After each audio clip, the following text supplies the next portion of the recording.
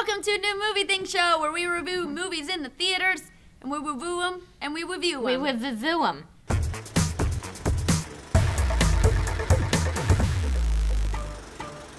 I'm Meg Turney. I'm Trisha Hirschberger.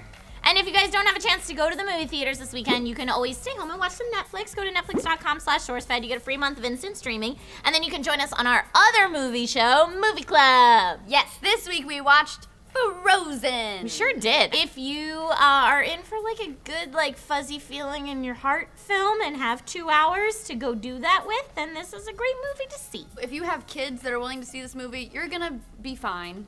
You'll get through it, and it's more enjoyable than most kids movies. If you're an adult and you're looking for like a Mulan or like a kids movie that you're like, oh, I watch that regularly, this is not it. But it's not bad, it's just not awesome. Yeah, it wasn't my least favorite of Disney's newer films, for sure, but it wasn't my favorite either. It was like right in the middle, I'd say. So a good time overall. However, if you have little kids, it is 2 hours, which is long for a Disney film, so good luck with that. So Frozen tells the story of two sisters, one that has magical abilities to make snow and ice and all that good stuff, and the other who just wants to be loved. This movie stars Kristen Bell as Anna, and then our rent lady, Idina Menzel. Woo woo! They're good.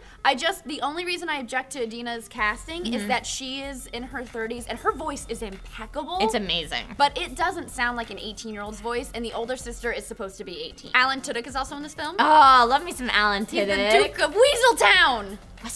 Weaseltown! As in any Disney film, you've got your funny, lovable sidekick characters. We've got Olaf the Snowman. We've got Sven the Reindeer. I know I'm going against the grain here, but the goofy sidekick characters weren't my favorite. I loved the snowman. I think because he seemed like a pet, and that might be why you didn't like him. But I was thinking while I was watching it, you wouldn't have liked Sven either because he was like a pet. The reindeer. Although Entangled, the horse is my favorite character. Oh, really? Yeah, so that's not always true. I loved the snowman, Olaf. I thought he was hilarious and fantastic, and he was a little bit like, his jokes were a little bit predictable, but in a movie that felt all the way predictable, he was just a little less predictable, and I thought it was great. He was a little too doofy for me. I think that was my problem with him. I wanted him to be a little wittier. And I have to say, the sisters, I really like the way that they were drawn. They're both very pretty. And I really like the way that they were written. Like, they both seem like real people. You know, sometimes when you get into, like, kids' movies, people are very two-dimensional and, like, cookie-cutter character types. I really didn't feel like that with this movie at all. They were real people, and I appreciated that. I did feel like, though, that most Disney movies are fairly predictable.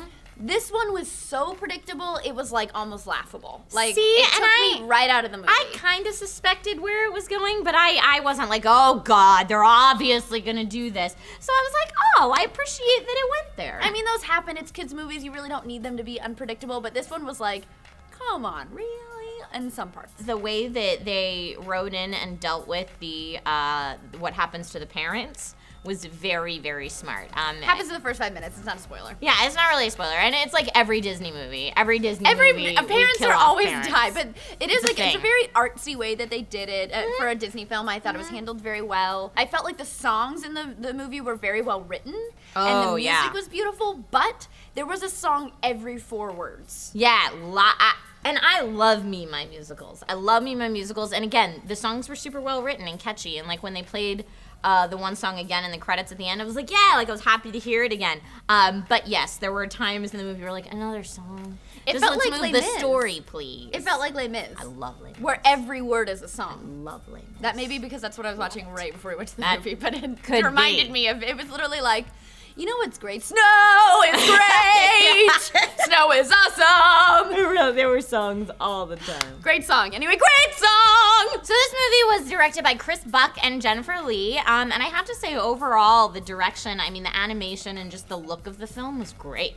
It was gorgeous. The things that the sister can do with ice were very cool. Oh my God, I wanted to be her when she made the bad. The only thing is, how did she go from being able to make ice to being able to make dresses? We will never know. It's a nice dress. It's a very nice ice dress. It's a nice dress. I bought it. Suspension of disbelief, friends. She's just magical, and I loved it, but I love that it was just like, sweet ice castle, nice ice dress. Hey. It was a sexy ice dress. She went from being all like prim and proper and reserved to like, ba-bam, and here I am. She has like ruffle hair. She's like, I'm sexy now. She was way hot. She sings a song about it. That's probably not what it's called.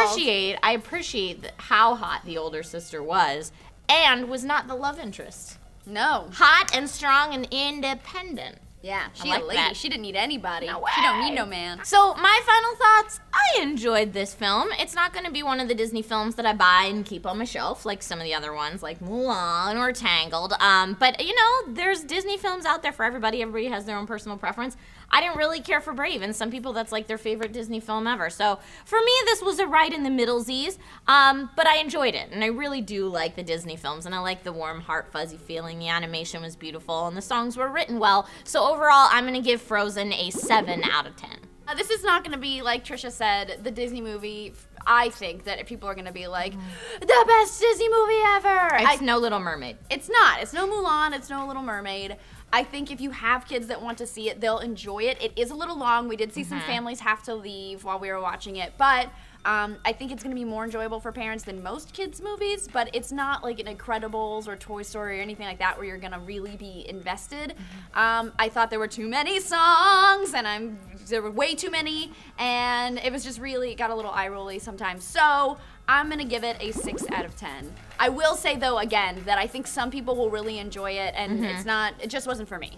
So we're not the only ones that got a chance to see this film. On IMDb right now, it's rocking a 7.9 out of 10, so people are really liking it. On Rotten Tomatoes, it has an 84% from critics, but a 91 from Wow. audiences. So I think it's because it's really attracting what I think it will flourish in. I think for like families, this movie is going to be a hit. Huge hit. Yeah, I think so too. For adults who don't have children, not so much. But for families, A+. Well, and it just has that Disney magic feel. Like, there's a lot of kids' movies out right now. Like, I know, like, we saw Despicable Me 2 not that long ago. I like this way better than that. But that's the Disney magic. Well, I liked it a lot better than this, but I just don't feel like it was like, for me, Disney magic is Little Mermaid, Cinderella, Mulan. Right, like well, the golden years, man. The golden years of Disney. All right, guys, that's it for New Movie Things Show. Don't forget to like, subscribe, all that good stuff. And if you can't make it to the theater this weekend, you can always go to netflix.com/SourceFed to get a free month of instant streaming and join us on Movie Club. I'm Trisha Hirschberger. I'm Meg Turney. Do you want to build a snowman? No, but I do kind of want to cosplay those girls.